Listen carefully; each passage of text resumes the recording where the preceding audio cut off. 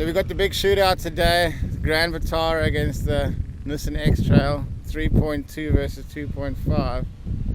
And so far there's nothing to choose between these cars. They're both doing really well. Welcome to another edition of Africa Sideways, and we're at Atlanta Sand Dunes. We've got a big shootout going on here. The Grand Vitara versus the sexy XE 2.4 litre Vitara against the beast. Now this has been lifted with a bigger tyre and it's really coming in handy here on the gravel, on the sand. Just eating it up. 225 by 75. But I must say the Vitara's got a low profile 18-inch rim and it's sailing as well. Very impressed with these cars. If you can do it on this stuff, you can do it anywhere. You just got to be careful when you're driving. You obviously never know what's down the other end. You could be getting yourself into a bit of mischief there. Beautiful.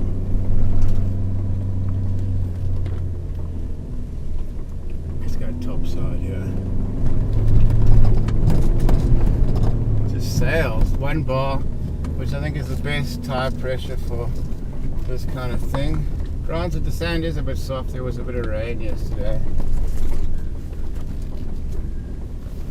Wall of death time. Oh, it just sails up. 2.5 isn't short of power either. Over here, you really got to be sure of your line. Your line is everything. So far, so good. Just gorgeous out here.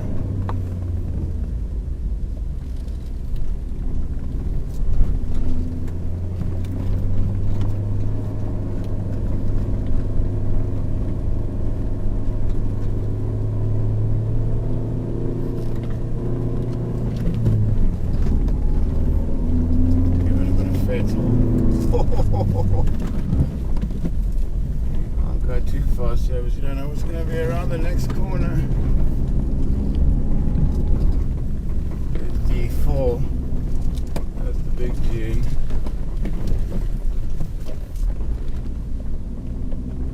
Oh, that is a monster.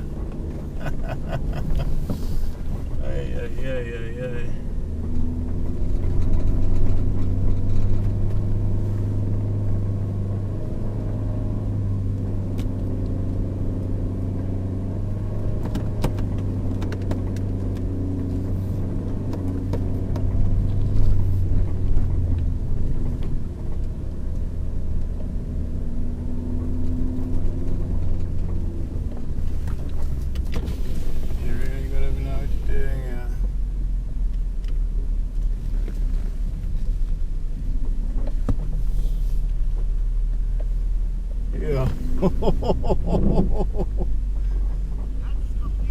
Now, yeah, that's a fine. Yeah, that's too steep there. So there you go, ladies and gentlemen. This car is just sailing. The Vitara is sailing. These are both around 2011. So if you're looking for these are actually two of the best off-roaders ever made. The Vitara 3.2 with a 5-speed auto, and this truck. It's just about as good as it gets. And the X-trail here, centre-diff on, and she is just sailing like nobody's business. Proper, like a chopper.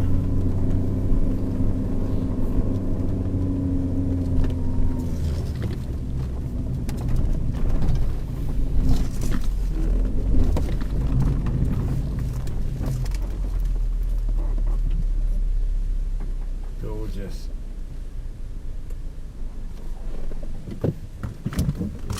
Even with the sand softening up a bit, these cars have got no issue. Yeah. Proper like a chopper. So nothing really to choose between these two vehicles. How much did you pay for this guy? Well, it's a 2009 model. Had 162 on the clock when I bought it.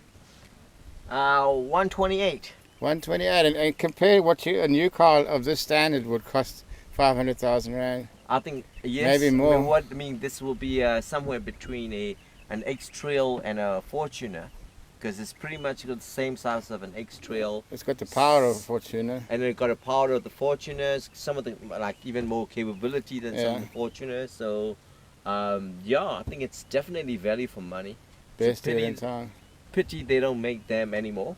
Yeah. They discontinued the 3.2 in 2011, and they discontinued the 2.4 in 2019. And what's really sad about it is that 3.2 is far more superior car in my opinion than a 2.4. Don't get me wrong, 2.4 was very capable as well, but there's something just satisfying about driving this 3.2 V6. Just can't compare that to any other vehicle. And there's whispers of a free flow exhaust going on here. What's that going to do to the performance? Well, hopefully that there's a little bit of a rattle, a small noise coming out from the manifold. So thinking about going free flow, but there is a debate around whether computer sensor is going to be able to pick that up, or it's going to complain about it. So there is the word "stay out" on the street for that. But coming down here on the highway, I can actually feel the overtaking, or at fourth gear, you can actually hear that rattle. So it is something that probably need to be done from the comfort and from the reliability perspective. But we have to see how the computer reacts to it afterward. Yeah, exactly. So these are basically this would probably be about 100, 120 as well. So if you got 100, 120k and you want a great SUV, you can't go wrong with either one of these vehicles. Well, the thing about it is that it's Japanese, right? So these were made in Japan, which makes a difference as well. These were both made in Japan, and because of that reliability, it's top notch. I don't think you can find any other. Well, Toyota also. But I don't think a RAV4 would handle as well on the sand. No, I don't think.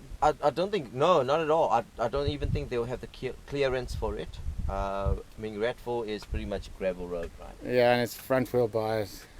Now here we are inside the mighty V6. In its day, it was probably one of the fastest SUVs around. Could probably keep up with the German SUVs. It's not a slouch today, so. Neither today is a slouch, especially with the smaller engines they're putting into the cars. You can actually feel that it's not really even pushing the engine a lot. You can just kind of like, cruise with it. Exactly, yeah, we're coming up to a nice steep bit. So this is Aye-Htun's first time on Atlantis, but you wouldn't know it. Veteran of a few trips to Nam. No, taking it very, very cautiously. Or was it Mozambique you got out on banana peels or something? Yes. Stuck there by myself in a Freelander 2 in a sand like this. So the only thing that I can do was banana peels. So let's see. And you got the girls to push. Well, there we go. This one seems. Does this have a little bit more clearance than the 2.5? No, exact same clearance. Exactly the same. Because it goes really nicely. Well, hello. At least somebody's made it before you in a car. So really, take it easy. Really short front end, which is great for off-roading on this. I'm tempted to think it doesn't even need a lift. It doesn't. Maybe just a batch plate, and when these tires are done, a bigger set. If you take it to the dealership, the purists, they will not advise on the lift. The enthusiasts will love to have the lift. The dealership will only recommend just have a batch plate. More than good enough for you. Exactly. There we go. Just go straight up. Yeah, if not, why not? And again, this is stock. There is no modification, nothing whatsoever. The only mods, it's the hand control. Yeah. So we've got the hand. How do the hand controls work? Well, it's 2 independent system. Works pretty much on any automatic vehicle. It's clamp itself down on the brake pedal and the accelerator, and then bring it up to the thumb and the palm. The thumb does the acceleration and the palm does the braking. Okay. That's quite a nifty system you got there. You can take it anywhere in the world with it. It's less complicated than I thought it would be. So there we go, ladies and gentlemen, on the sand. The Vitara is very capable, and these are with 225/60 on an 18. This is a low profile tire, and you wouldn't know it. On a Geolander. No, these are general grabbers. Oh, general grabbers. The highway terrain. So general grabber, Dunlop. Aye-Htun might be looking for a set of tackies. Great guy to sponsor. Get in the game. We'll love that. This is a good test for the truck. You see 1 bar and it's just no dramas. You try that at 1.5 bar, you're finished. Woo. But you say one thing is you can't find the traction control button. There is a traction control button. There's an ESP button off, but it comes back after a certain amount of speed. So you can't turn that off, unfortunately. It's the gift that keeps on giving. Let's hope that nobody's coming on the other side. Thankfully, those quad bikes, you can hear them coming a mile away.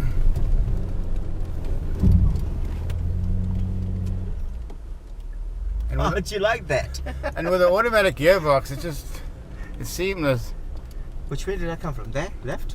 Oh, I can see the car up there. This reminds me of the 4-litre Toyota Prado engine, the V6. It's got a similar purr. Hoping that purr will be a lot more prominent. Oh. Okay, first time it's got stuck properly. Okay, let's... All of death. 1 Vitara 0. This might actually be a bit ambitious, It's but maybe a momentum game more than anything else. so momentum gains, so no low gear. Stick in maybe a low gear. Well, just 2 different techniques. Either can work. Okay. Yeah, so this is low gear. Okay, there we go. He's gonna make it easy this time. On demand. So that's quite a nifty little gearbox. You got old school gearbox, 5-speed, and it's not CVT, isn't it? And stay on full high, not even on low range yet. So you're gonna have to take this bad boy to Namibia. Oh, that's the idea. Oh, yeah. Beautiful. So there you go. It definitely feels. It feels a little bit more luxurious. Is this must be the top of the range executive model? This is the top of the range that Suzuki brought up, and that's another reason why it's very disappointed that it's no longer available in the market. The good thing is that yours will keep on going up in value as a result. As more and more people find out about it, they don't actually last too long on classifiers, especially the 3.2. They go quite quickly as soon as people find out about this. Exactly. So there you go. That is a beautiful piece of kit. Seats are all leather seats inside. Luxury. Talk about luxury. Luxury. Leather seats. Yeah. Heats. What do you call? Heated seats. Heated seat over here on both. In the front. Really good, finish on the trim. Yeah. And solid. You don't have the flex. Yeah. That I like that it's a bit softer plastics than some of the newer cars. Yes. Yes. And the great part of these is the legroom in the back, because it's probably not got the biggest boot, but the legroom in the back is class leading. But it doesn't have a small boot by any means. And how do you find having the swing door? I suppose the swing door rear end works well for your chair. Yeah, being in a wheelchair, it's actually a lot easier for me to have a swing door. Yeah. Anything that opens to the top, I can't reach, so we have to modify a little bit to get it down. But this is perfect for me. Yeah, and perfect in a way that I'm also a hand cyclist. Yeah. So putting a bike through in that it's a lot easier than, you know, opening up through the top. So yes, and a lot of people don't necessarily like the swing door, but I love it. Works for you. Yes. And you can get these seats probably quite flat as well, I'd imagine. That they do fall down, and they actually go even further up. I'm not If quite you put sure how I can if you explain. put those forward, then the whole thing goes down. Yeah. Very, very groovy. There's a bit of a depth in the boot as well, even though it doesn't look so big. There's a depth in it. Because your spare, I was about to say, it's probably easier for you to change tires having the wheel there. That's right. The spare tire is also in the back and not in the boot, so easier for me to pick it up and take it out of it. And a lot of people also modify the depth at the back for extra, you know, drawers and Extra storage. area there. Yeah. Exactly. Where the X-trail has the drawers, yeah, you got the space. Yes. I prefer. This is the best place to have a wheel as well. So there you go. Very, very well thought out vehicle. Much like the X-trail, you're really not going to go wrong with either of these. But if you want to kick in the pants power, the V6 is for you. It's also show that, like, you don't have to spend so much money to have this 4x4 adventures. Exactly. You know, you can actually spend some decent amount of money to also kit it up as well. But you know, with the way the vehicle market is going, second-hand cars are really viable these days, and you can have really, really good second-hand, reliable second-hand that you can still have lots of fun with. Exactly. Instead of spending 500k, buy this for 120, and you got 370,000 rand of traveling money. Or give it with a bit of change. You can see the X-trail's been through a few more wars though.